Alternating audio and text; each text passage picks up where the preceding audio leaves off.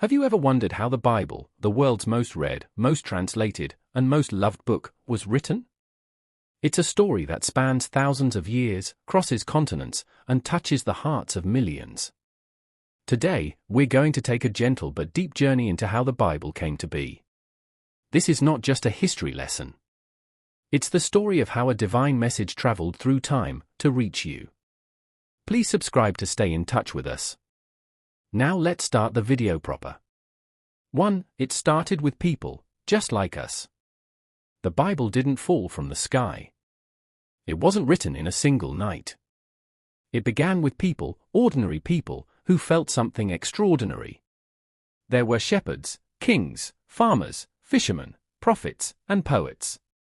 Each of them lived in a different time and place, but they all had something in common. They believed they were hearing from God. Sometimes it was a whisper in their heart. Sometimes a dream. Sometimes a powerful vision. And they wrote it down. They wrote about what they saw, what they felt, what they feared, and what they hoped for.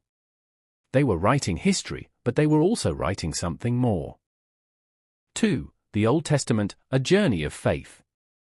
Let's start with the Old Testament, the first part of the Bible.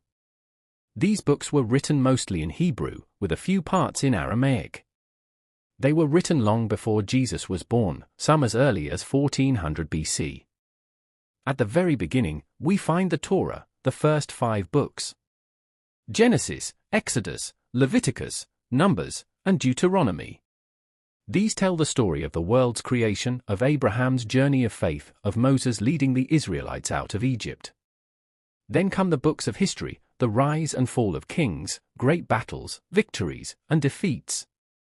We see the people of Israel struggle, grow, fall, and find their way back to God, again and again. Then there's poetry, like the Psalms, full of raw emotion. Pain, joy, confusion, hope. Every feeling we've ever had, it's there. And then the prophets, bold voices like Isaiah, Jeremiah, and Ezekiel. They warned, encouraged, and pointed forward to something new that was coming. 3. The New Testament, a new light. Hundreds of years passed. Then came Jesus. The New Testament begins with 4 powerful books, the Gospels, Matthew, Mark, Luke, and John.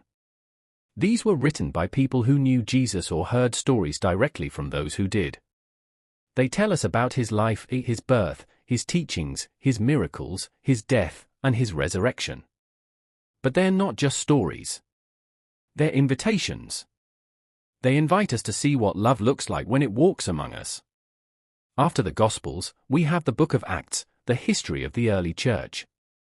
How a small group of believers, full of fear and faith, turned the world upside down. Then come the letters, written by leaders like Paul, Peter, and John. They wrote to churches and friends, helping them stay strong, correcting their mistakes, and reminding them of God's grace.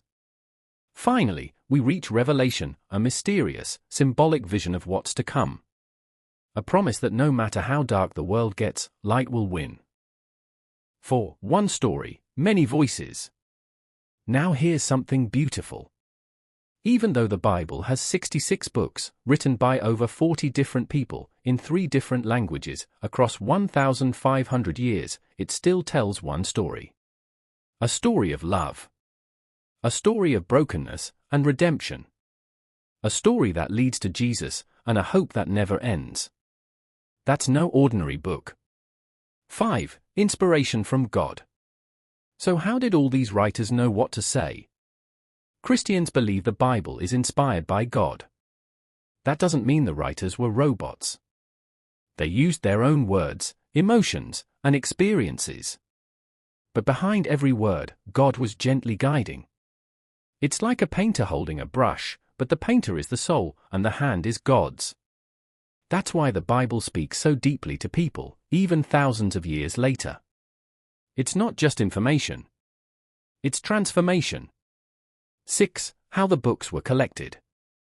Over time, the writings of the Bible were shared, first by word of mouth, then written on scrolls. But how did people know which writings were really inspired? That process is called canonization. Religious leaders, after years of prayer, study, and discussion, gathered the books that were widely used and trusted by the early communities. They asked questions like, was it written by a prophet or apostle? Does it align with God's truth? Has it changed lives? If the answer was yes, it became part of the Bible.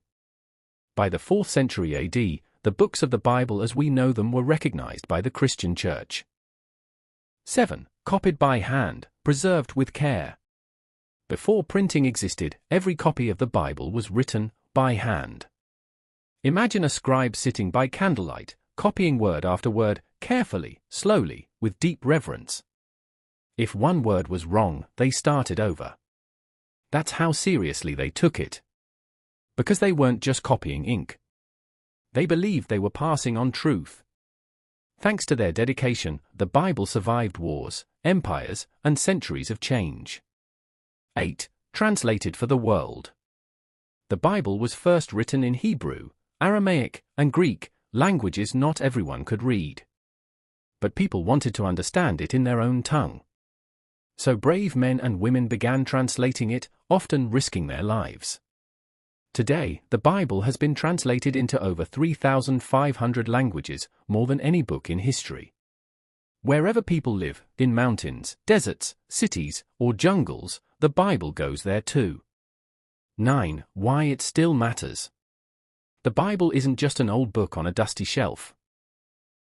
It's a light in the darkness. A comfort in pain. A guide in confusion. A friend when you're alone.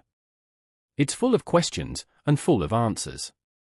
It doesn't pretend life is easy. But it shows us that love is stronger than hate and hope is stronger than fear. And maybe that's why, even after all these years, people still read it, cry over it, sing from it, and live by it. Because in its pages, they find God. Closing scene, peaceful music fades in, visuals of people around the world reading the Bible.